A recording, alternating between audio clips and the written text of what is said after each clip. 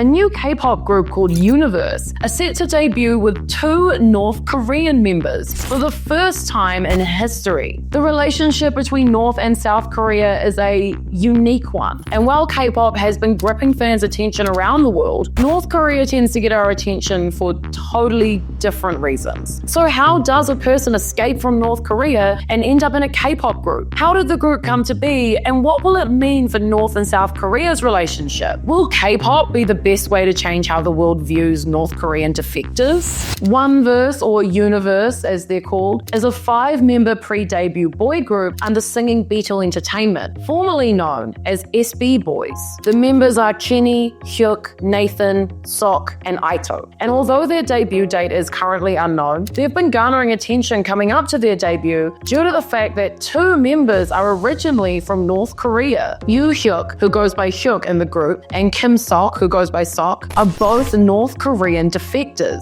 A defector is somebody who leaves a country or political party, etc., usually to join the opposing side. When it comes to North Korean defectors, you can't just book a flight out of Pyongyang and leave. It's really nowhere near that simple. In Yoo Hyuk's case, it was anything but easy. Born in a seaside village in Gyeongsang County in North Korea's northeast, close to the Russian border, Hyuk's parents broke up when he was just 4, so he was raised by his father and his grandmother. By 9 years old, he was begging on the streets of North Hamgyong, which is one of the poorest provinces in North Korea. Although he said his family started out as, quote, not extremely poor, the separation of his parents meant the situation deteriorated quickly. His father didn't work and his grandmother was too old. So Hyuk turned to begging, running errands for soldiers, and admitted he sometimes stole food because he was so hungry. But this is something he described as part of everyday life for North Koreans. His mother had fled the north to settle in South Korea, and she reached out to Hyuk to attempt to get him to join her. But at the time he refused, as he didn't want to leave his father. But eventually his father persuaded him to join his mother, and in 2013 he escaped from North Korea. Leaving North Korea can take months, and Hyuk had to travel through multiple countries to eventually get to the south. He's chosen not to reveal any specifics of the route, as he doesn't want to put future defectors at risk. But we do have information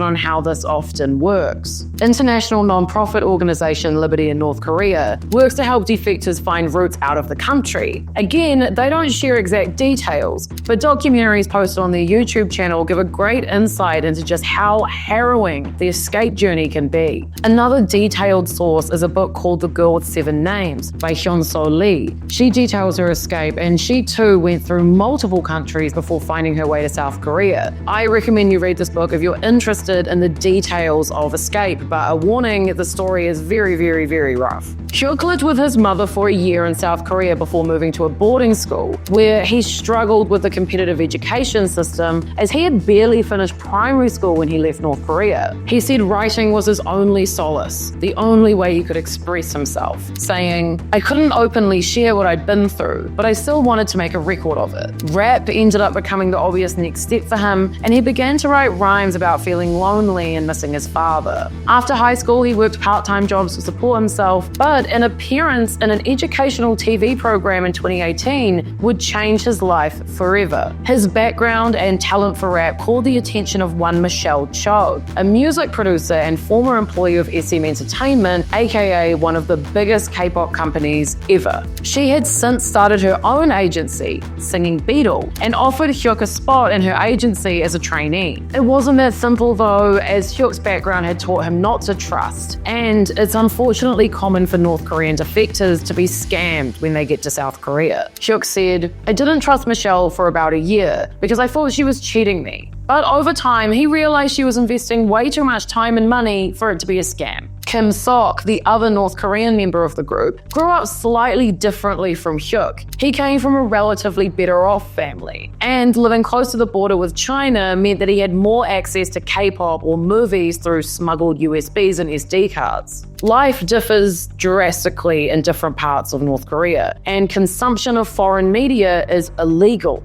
But it does happen, more often closer to the Chinese border than the Russian one. But although we know that little bit about Sok's upbringing, that is it. There is no more that can be shared due to safety reasons. When Michelle met both boys, she was amazed by their lack of knowledge around pop culture, especially considering how talented they are. Both complete beginners when they became trainees, Michelle described their ability to endure physical challenges as astonishing, pushing themselves through grueling hours of dance and singing practice without a complaint. But there were some cultural differences and little issues. Michelle said, "I don't think they were used to questioning things or expressing their opinion. At first, when a trainer asked the reasoning behind their thoughts, the only response was, because you said so last time." Now, Hyuk questions many things. For example, if I ask him to do something, he'll reply, "Why? Why is it necessary?" Sometimes, "I regret what I've done." When it comes to the other members, Aito, who is Japanese and the youngest member of the group, said, "I was kind of afraid at first because North Korea has a hostile relationship with Japan. I thought North Koreans would be scary, but that turned out not to be true." The plan is to debut the group in the US later this year, making the team more a global project rather than a K-pop one in many senses. They have already released some music for us, a solo track by Hyuk called Ordinary Person,